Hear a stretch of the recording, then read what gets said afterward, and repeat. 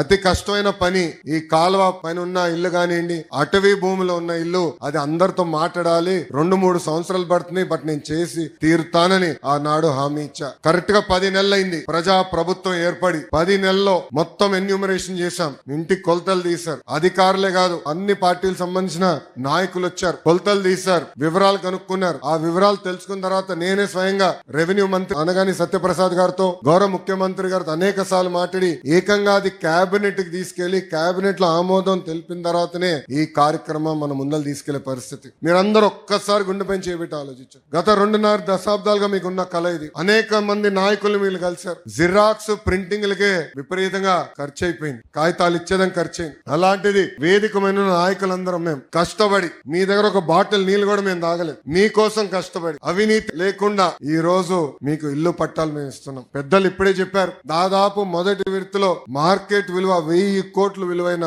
ఆస్తిని ఈ రోజు మీకు శాశ్వతంగా హక్కు కూటమి ప్రభుత్వం అందజేస్తుంది.